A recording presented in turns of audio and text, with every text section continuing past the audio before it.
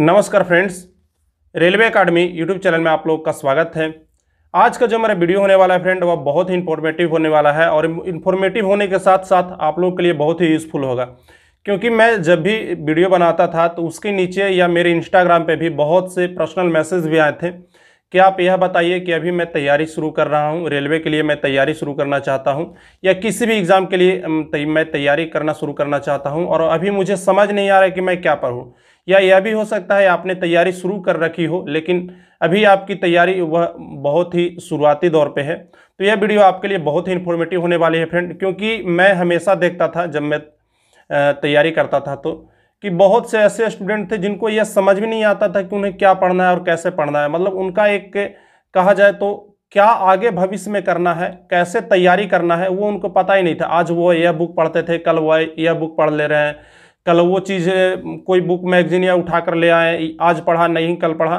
तो इस तरह से आप पूरे जीवन पढ़ते रह जाएंगे, कभी भी आप सक्सेस नहीं प्राप्त कर सकते हैं। लेकिन अगर आपका पढ़ने का तरीका ठीक होगा, अगर आप अच्छे तरीके से पढ़ेंगे, अच्छा बुक फॉलो करेंगे और एक बेहतर स्ट्रेटजी के साथ अगर आप पढ़ाई करते हैं तो निश्चित तौर पे आपको सफलता प्राप्त होगी। तो यह वीडियो में हम यही बात करने वाले फ्रेंड, हम अपने बारे में बताएंगे, हम कैसे पढ़ाई करते थे और आपको क्या अप्रोच अपनाना चाहिए और कौन कौन से बुक के साथ आपको शुरुआत करना चाहिए अगर आप शुरुआती दौर में है तो।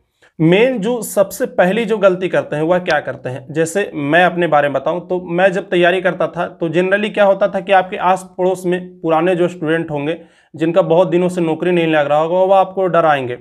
जैसे मैं जब रेलवे की तैयारी करने आया था तो लोग मुझे कहते थे कि 90 नंबर लाओगे तभी रेलवे में जॉब लगेगा, ये ऐसे है वैसे है। तो सबसे पहले जो आपकी जो अप्रोच होनी चाहिए और सबसे पहले जो आपको काम यह करना है कि लोगों के निगेटिव बातों को आपको ध्यान नहीं रखना है।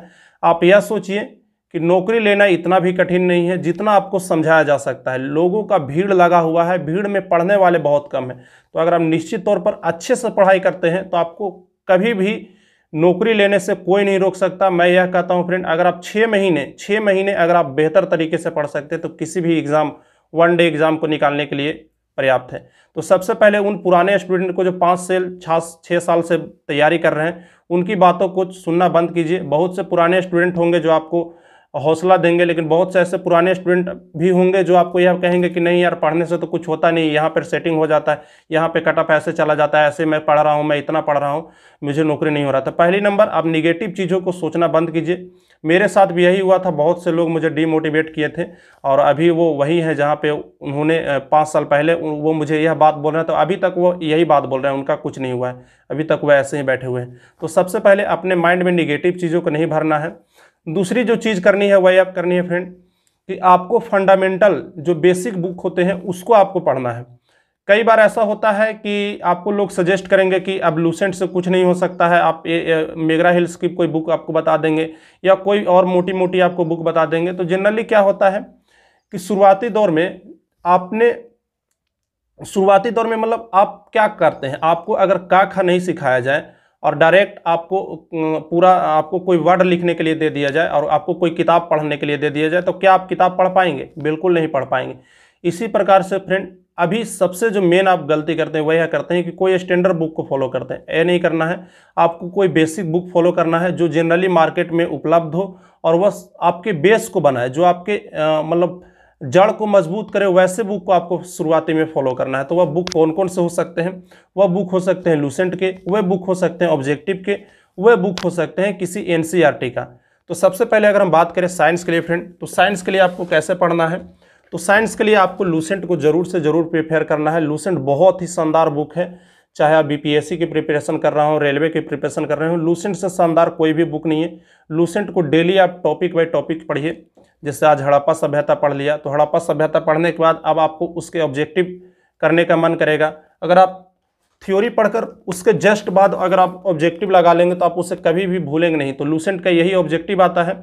लूसेंट का आपको सब्जेक्टिव और लूसेंट का ऑब्जेक्टिव दोनों को आपको साथ पढ़ना है। जैसे अगर आपने हड़प्पा सभ्यता पढ़ा तो आप कोशिश यह करिए कि उसी दिन मैं हड़प्पा सभ्यता के जितने भी ऑब्जेक्टिव होते हैं उसको क्लियर कर लूँ। इससे क्या होगा फ्रेंड, आप डेली कुछ ना कुछ टॉपिक आप क्लियर करते जाएंगे और ऐसे करते करते आपका पूरा लूसेंट खत्म हो जाएगा। उसके साथ ही फ्रेंड लूसेंट में क्या एक समस्या है कि आप एक दिन में एक टॉपिक पढ़ेंगे तो कई बार ऐसा होता है कि आप आगे पढ़ते जाएंगे, पीछे से आप भूलते जाएंगे। वैसे समस्या के लिए आपको स्पीडी फॉलो करना बहुत ही ज़रूरी है। बहुत से लोग आपको कहेंगे कि स्पीडी से जॉब नहीं लगता। फ्रेंड मैं एक वीडियो लाने वाला हूं प्रॉपर, अभी जो ऑनलाइन एग्जाम हो रहे हैं उसमें कितना स्पीडी महत्वपूर्ण है, डायरेक्ट उसमें कैसे प्रश्न लड़ते हैं। मैं पिछले बार मैं जब वीडियो बनाया था तो बहुत से लोग ये कह रहे थे कि भाई अब स्पीडी से जॉब नहीं लगता। तो जाहिर सी बात है, अगर आप 100 में 100 क्वेश्चन अगर आप स्पीडी से खोजेंगे तो पहले जैसा बात नहीं रहा। लेकिन अभी भी स्पीडी बहुत ही महत्वपूर्ण बुक है। और महत्वपूर्ण बुक यह है इसलिए है फ्रेंड क्योंकि कई बार ऐसा होता है कि हम माइनर जो कॉमन प्रश्न होते हैं वो गलत करते हैं। तो यहाँ से आपका बहुत ठीक होगा और आपको यह बहुत ही तेज़ी से आपको रिवाइज करने में बहुत मदद करता है। तो ये रिवीजन के लिए बहुत ही शानदार बुक है। दिन में कम से कम 1 से 2 पेज आप रूटीन बनाइए कि हाँ मुझे स्पीडी में इतना पढ़ना है, लूसेंट में आपको इतना पढ़ना है। एक टास्क रोज सेट कीजिए। उसके साथ ही आपको साइंस के लिए स्पीडी का साइंस पढ़ना है। ये बुक है वो रिवीजन के लिए फ्रेंड। जितने भी मैं स्पीडी के बुक बता रहा हूँ वो रिवीजन के लिए बता रहा हूँ। यहाँ से क्या होगा कि आप रिवीजन करेंगे, चीज़ों को भूलेंगे नहीं। उसके साथ ही साइंस में अभी जिस प्रकार से ट्रेंड है, रेलवे जिस प्रकार से प्रश्न पूछ रहा है, उसमें क्या है कि साइंस आप स्पीडी से डायरेक्ट टू डायरेक्ट आपको देखने को नहीं मिलेगा। साइंस की मैं खास करके बात कर रहा हूँ। साइंस आपको डायरेक्ट टू डायरेक्ट देखने को नहीं मिलेगा। वह जो प्रश्न होते हैं वह बेसिक अंडरस्टैंडिंग्स होते हैं, बहुत ही आसान प्रश्न, लेकिन आपको बेसिक अंडरस्टैंडिंग बहुत अच्छा होना चाहिए। तो इसके लिए आप 9-10 का एनसीईआरटी ले लीजिए। एनसीईआरटी साइंस का ले सकते हैं, लेकिन उसका लैंग्वेज थोड़ा स्टैंडर्ड है, पढ़ने में आपको उबाऊ लग सकता है। तो आप कोई भी वैसा बुक जो एनसीईआरटी पैटर्न पे बेस्ड हो वह बुक आप ले सकते हैं। चाहे तो मैं खुद जब मैं साइंस को सुधारा था तो वह भारती भवन बुक से सुधारा था, तो आप चाहें तो भारती भवन को ले सकते हैं। बहुत ही शानदार और बहुत ही आसान भाषा में उसमें समझाया गया है। तो भारती भवन आप बुक ले लीजिए 9-10 का। और 9-10 का बुक लेने के साथ साथ इस बुक से आप जितने भी ऑब्जेक्टिव हो सकते हैं उसको आप रिवाइज करने का प्रयास कीजिए।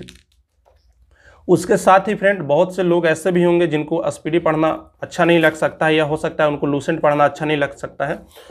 कई ऐसे स्टूडेंट होते हैं जिनको लूसेंट अच्छा नहीं लगता है। तो यह एनसीईआरटी का सार संग्रह ले लीजिए, बहुत ही शानदार बुक है फ्रेंड।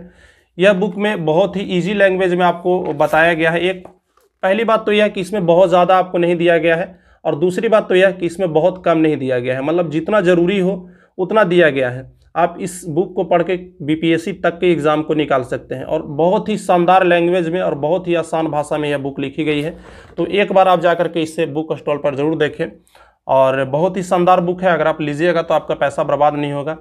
उसके साथ ही फ्रेंड मैंने आप लोग को सारे बुक बता दिए। उसके साथ आप अगर मैथ की तैयारी करते हैं तो मैथ के लिए स्पीडी का एक मैथ आता है, चाहे तो आप उसे प्रिफेयर कर सकते हैं।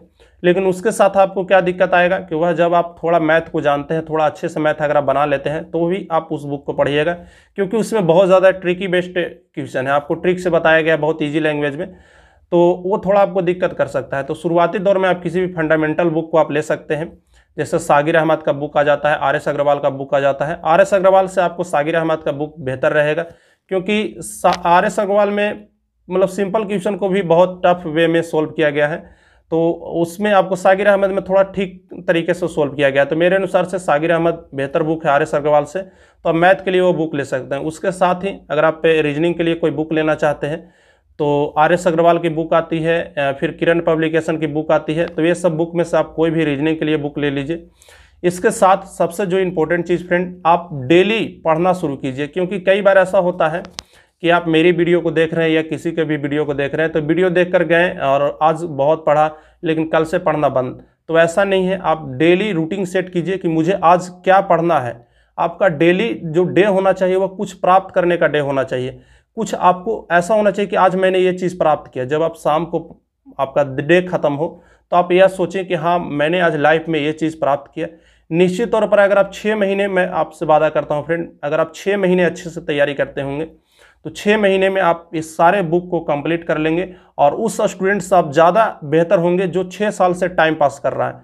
इसलिए फ्रेंड टाइम पास नहीं करना है, जितना दिन आपको पढ़ाई करना है, 1 साल, 1.5 साल, 6 महीने, तो उतना आप फुल एफर्ट के साथ पढ़ाई करें। ऐसा नहीं हो कि टाइम पास वाला आपका पढ़ाई हो, आज पढ़ें कल पढ़ें, नहीं पढ़ें, बस ऐसे ही मजाक में आपका टाइम जा रहा हो। क्योंकि मेरे ही एक दोस्त थे, 3 महीने पढ़ाई करके वह आज एसआई है फ्रेंड। मैं आपसे, मेरे सामने की यह घटना है। तो जब भी पढ़ें तो मन लगाकर पढ़ें, जितना ज़्यादा एफर्ट लगा सकते हैं लगाएं और इंजॉय करते हुए स्ट्रेस फ्री होकर के पढ़ें। नौकरी लेना बहुत कठिन नहीं है अगर आप एक बार उस मुकाम को पहुंच जाते हैं जहां से मतलब एग्ज़ाम आसान हो जाता है। तो बस आज का मेरा यही वीडियो था। कैसा लगा वीडियो आप हमें ज़रूर बताइएगा। इसी प्रकार के वीडियो के लिए आप हमारे साथ जुड़ सकते हैं, चैनल को भी सब्सक्राइब कर सकते हैं और आप हमें इंस्टाग्राम पे भी कॉन्टैक्ट कर सकते हैं अगर आपको कोई प्रॉब्लम होती है। तो बस आज के लिए इतना ही, मिलते हैं फिर किसी और वीडियो में। टेक केयर, धन्यवाद, बाय बाय।